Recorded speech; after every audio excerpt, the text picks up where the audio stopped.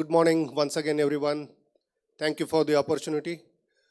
Uh, we had great sessions in the morning. Mark shared about geopolitical risk. Then we had a fantastic panel. Just before this, we talked about business continuity strategies, execution, and if we could take something out of it, I think the execution is equally important as equal to strategy. And this session primarily would be emphasizing on how we execute in business continuity planning as well as the risk assessment which is associated with the business continuity planning. Okay, so in nutshell, three parts: identification and classification, prioritization of the supply chain risk, best practices for risk assessments and BCP plans, as well as some of the case studies. Okay, we talked about the supply chain complexities early in the morning. We've seen those global maps, and in fact, it is much more complex than what you can see on the screen. We'll just go to some of the challenges that we find in supply chain, and from the complexity to manpower, technology, communication, stakeholders, human factor, which is very important. Most importantly, how dynamically the global landscape of the risk is evolving, and that is definitely posing lots of challenges to the business continuity planning. But what is important here is that in the face of these challenges, how the supply chain resilience is important, and how we can build that up step by step, and why the business continuity planning and the risk assessments are very important in terms of managing this kind of dynamic challenges which are evolving every single day. And that's where we come here to look at particularly this part of it. I would say when we structurally address some of the challenges which are coming up, and when we talk about structures, that means how we can prevent some of the risk, and then how can we prepare the businesses, people, as well as technological capabilities to respond to certain risks which are emerging. And obviously for that we require structured risk management plans and structured business continuity plans. Some of the areas which would also associate with business continuity plans and risk assessment, etc., are there. Obviously technological adoptions are important. Technology is evolving every single day. But how can we use the technology for risk management? That is important aspect. Supplier relationship, we talked about it, some of the panels in the morning. Collaboration is the key for risk management, and that's where the supplier relationship is important. Customer engagement, obviously, and obviously communication plan, as well as the continual improvement in every single plan. So we'll talk about it one by one as we go forward, and if anyone has any question in between, please feel free to ask. So we'll start with the first part, which is business continuity or BCP or business continuity planning, and I will put it in terms of some of the building blocks. My perspective is that when we talk about resilience as a structure, it is not a one-day process, and there are different levels of maturity in terms of building up resilience for the businesses, and every single step that you can see on the screen is contributing to the resilience. And we'll see some of these slides later on as well. If we require the ground response capability and crisis management capability, that is part of resilience. If you have the technology which is screening or streaming the footages from thousands of miles away from your facility to your centralized command center, that's a resilience capability. You can get a fire alarm triggers in centralized monitoring stations, and we are able to generate the response. It is part of the resilience. But most important aspect is that while we have the plans, when we have the plans, are those plans activated when it is required? And that's where it is very important to have every step of the resilience build up and utilize when it is required. If you look at the process, as I said, it's a continuous process, but most importantly, it is also a continual maturity improvement model on infra readiness, people, process, and technology.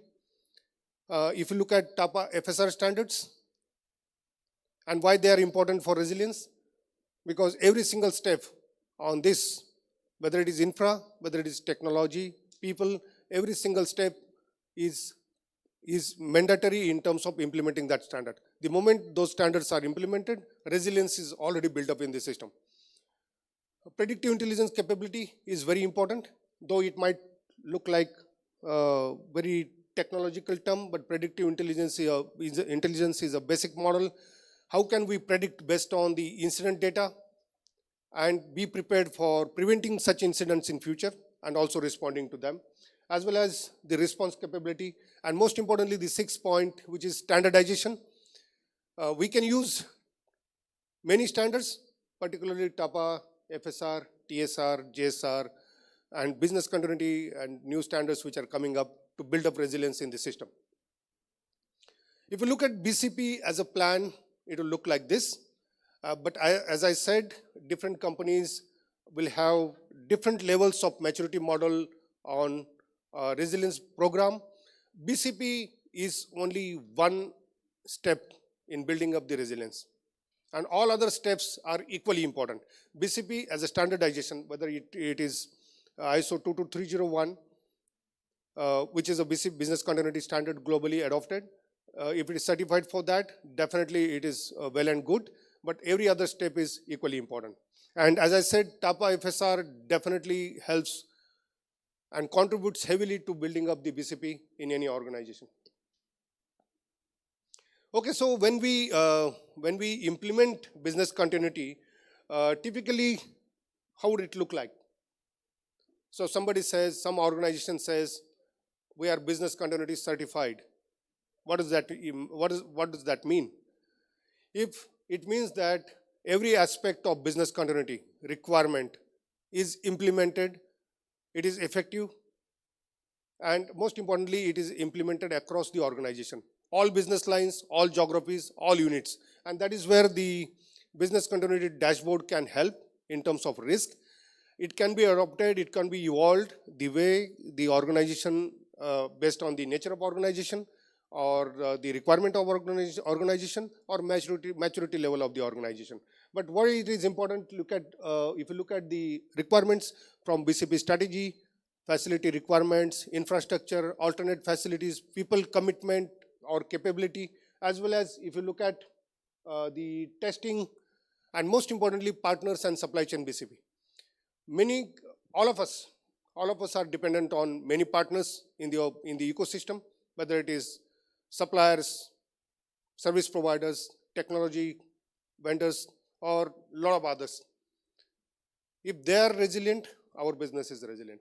And when we implement business continuity plans in our organization, it is very important to evaluate whether partners are also equally resilient or not. And for that to understand, I think simpler dashboard like this would definitely help. Just a question to the audience. What kind of color you would like on the dashboard? Green, of course. Everyone likes green, but it's a huge journey to go to the green. And you can see it's a sample dashboard. Well, obviously there are some yellows, which is work in progress, and some of the red flags, which are in the red. Why this also helps is when you present this kind of dashboard to the leadership, obviously leadership also wakes up, and Vivian in the morning talked about in the panel about the leadership focus on the cost, business growth, etc.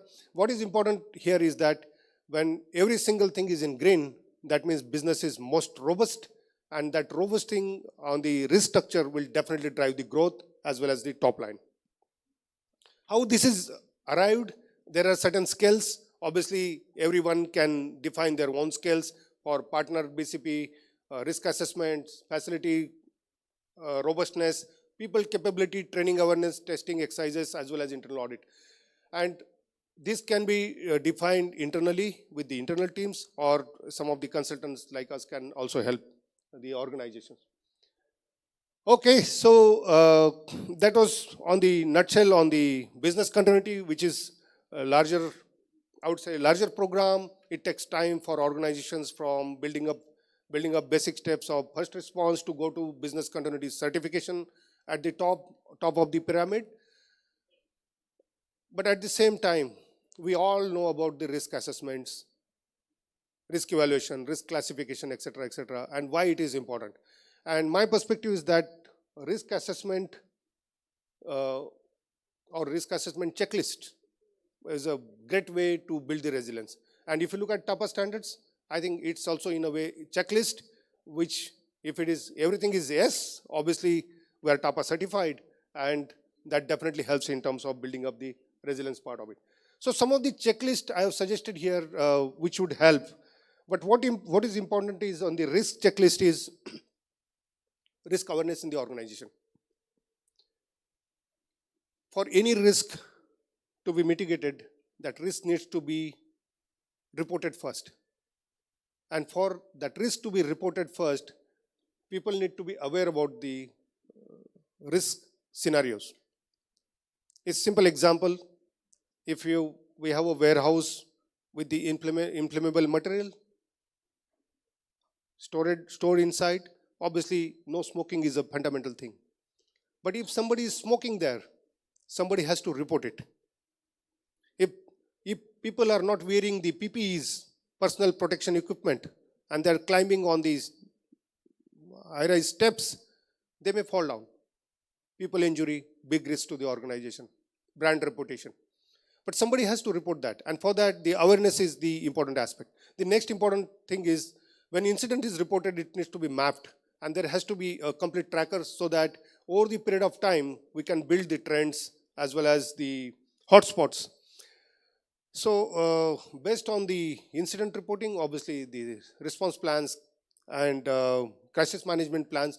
So for crisis management, I'm sure every organization would have the crisis management structures. Very important to have at the site level as well as the regional/central level, so that there are different levels of crisis handled adeptly with the right intervention of the leadership, and there is no brand reputation damage for the organization. The biggest damage if crisis management is not done properly to the organization is the brand reputation, and that has to be managed very well. Obviously, ITDR, infra, legal requirements, regulatory requirements, obviously no, it is mandatory everywhere for every business, and obviously risk assessment and corrective action plans. The important aspect of any risk assessment, of course, is reporting it to the leadership in certain templates where we can draw. And one of the BCM dashboard was one of the sample where it can be reported to leadership in say 5 minutes time, and we can garner their attention to make sure that all the corrective action plans are implemented, whether they are infrastructure related or whether they are process related, whether there is new facility which is coming up in the area of high risk, which is not desirable at all. Obviously they will wake up and look at it. Enablers obviously is leadership support. Everywhere we'll keep listening about leadership support here, and when it is very important that how we can garner the attention of the leadership through the reporting part of it. Resources requirement, collaboration, internal and external collaboration, very important. Internal collaboration, I have a slide just to for your eyes how it is important, but external partnership with, we have some of the external partners of TAPA here in the morning, and very happy to have them on board. Many organizations help in terms of improving the standards, supporting fire emergency services, law enforcement, obviously they support. And obviously we can always look for risk consultants to look at some of the areas. So when we talk about risk assessments, by the way, any question so far, anyone? No? Okay. So at the end of this session, there would be questions from my side, there would be quiz, and there would be awards also when somebody wins that quiz. Okay, Matt? Okay. Okay. So when we go to the risk assessment very quickly, areas, facility and infra, people, process, technology, vendors, suppliers, critical processes. Some of the facilities would be critical than others. So those would require stringent or higher degree of risk assessment or very stringent checklist. So that may be required. Now, obviously, ITDR. What is important is to assess the impact on people, assets, operations, and brand. which is coming out of it. So fire, for example, has impact on people as well as assets. Cyber threat, which Tony talked about in the morning, has impact on assets, operations, as well as brand reputation. And that is how it has to be evaluated accordingly. And most important aspect in this process is obviously classification, creating heat maps, and with corrective action plans, the mitigation strategy, which is important, and obviously reporting it to the leadership. Okay, so some of the, I just show the template and how the risk assessment can be done. If you use similar templates, I'm sure everyone would have it. What is the event, root cause, impact on impact and the probability impact, as well as risk score, and most importantly the corrective action plan. So corrective action plan, very important, because that would be owned by, if you don't have the background checks, for example, corrective action plan would be owned by HR. So facilities, if there is no perimeter wall, 8 feet plus concertina wire, which is defined by FSR, then obviously facility and infra has to support. So that corrective action plan with responsibility is important. The reporting to leadership in terms of high risk, high, medium, and low risk categories, important aspect. And obviously, when we talk about risk statement planning, all the red ones go to the top as in terms of prioritization, and the objective is to get every risk in the green as far as possible, so that business is not getting potentially impacted. But most important aspect is also to get to know through this process if there are any emerging or unknown risk on the horizon. We all missed the pandemic, for example. We never knew that pandemic would come, but we have seen the pandemic. We are seeing the wars. We are seeing global supply chain blockages at various places. Are we able to identify, highlight the emerging risk which is not known as of now? That would be the great service to the business. Because the moment it comes, the moment we cite the emerging or unknown risk, obviously it goes through the classification evaluation and will be ready with the mitigation plan. So when we do the risk assessment, when we do the evaluation of probability and impact, obviously probability comes from the risk or the incident data. And if you have the incident data like this, then it is very easy to see what are our top 5 incidents which have impacted various businesses. When it is done, it is easy to do the risk assessment. How it is important is that risk data or the incident data helps in terms of trend analysis and hotspot mapping. And when we do the hotspot mapping, obviously we identify which are our critical areas, critical processes, critical technologies, or even critical resources which are important. And obviously it helps in ecosystem partnering based on the risk which is emerging out of it. And this can be possible with the simple Google form. Don't require a very sophisticated tool for us to manage. Okay, some of the templates which can be used for getting leadership visibility. For example, this one is just the incident trend and the hotspots which are coming across the business. If you look at this one, this is third-party partners risk assessment, and we can evaluate lots of partners based on a simple dashboard which is at the bottom. And obviously we can also have supplier risk assessment and hotspot mapping data for the risk. So if you look at the supplier risk assessment down below the graph, you can see some graphs in green, some in yellow and amber. Obviously nothing is red as it is a sample, but some of the suppliers may go into red, and that is definitely a red flag for either bringing them up or looking for alternatives. And that is how, when we look at the alternatives, basically we ensure the business continuity. And this is how risk assessments are heavily enabling the business continuity planning. Any question? Anyone? No. Okay, so we come to the third part, which is best practices in supply chain business continuity planning, and I put standardization as a one of the thought process, and on top of it, I put TAPA standards, which for supply chain very essential. TAPA standards, we had a discussion in the tea break. TAPA standards essentially enable a lot of other regulatory compliances and swift facilitation at the ports and customs, etc. These easily accepted for AEO and CITIPAT certifications as we go further. But at the same time, we can also look at ISO 22301, which is Business Continuity Standard 27001, primarily information security, and some of the other standards. For risk management, ISO 31001. So all these standards, or even I always propagate and encourage risk managers to be part of any standard certification process which is happening in the company. Even if it is a safety standard, food security standards, we can always be part of it, because ultimately it contributes to the resilience of the company. Standardization always helps in checklist-based risk assessments, whatever area that may be, and it definitely helps in terms of mitigating unknown risk. For safety, for example, if you go to OSHA's 18,001 or 45,001 for food safety, definitely it helps in looking at some of the hidden risk, and that can be mitigated very quickly. Obviously, it helps in terms of overall resilience part of it, which is beyond business continuity.